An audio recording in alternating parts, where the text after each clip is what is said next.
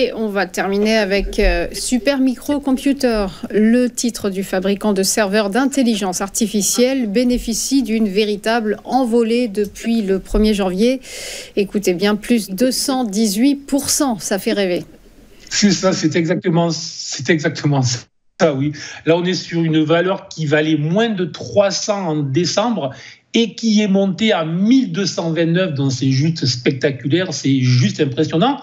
Ensuite, elle est redescendue à 671, donc on voit très bien, c'est 50% de la hausse, enfin du niveau plutôt, et c'est un repli significatif, mais rien. Alors, évidemment, il y a beaucoup de volatilité, c'est pour ça qu'il faut quand même se montrer prudent avec ce type de valeur, parce que lorsque ça passe de 800 à 900 à 1000, tout le monde veut en être. Mais lorsque vous achetez à 1200 et que vous êtes à 600 et quelques, effectivement, on peut se sentir un peu blousé. Donc, maximum de prudence.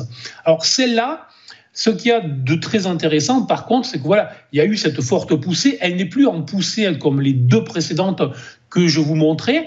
Il y a eu cette vague, cette phase de repli. Et depuis maintenant 2 mois, contrairement aux deux précédentes qui, elles, étaient toujours en fait en poussée, on est là sur une phase de latéralisation.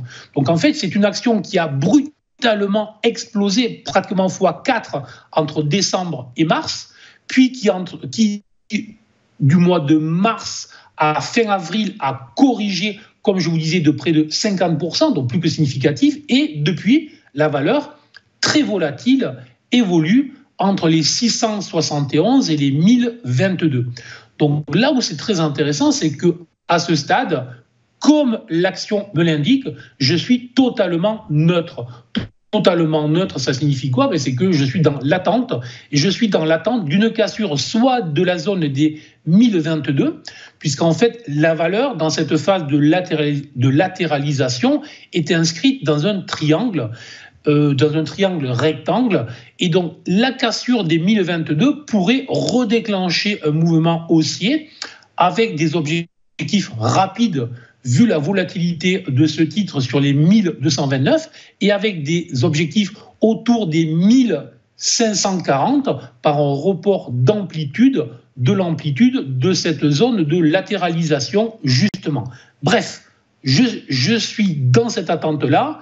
Tant qu'on est sous les 1022, rien à faire, même si, évidemment, vu la volatilité, certains pourront s'amuser à faire du trading avec cette action.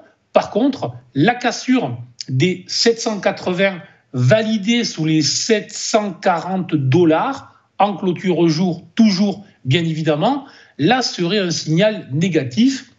Et là, il faudrait, par contre, regarder par le bas.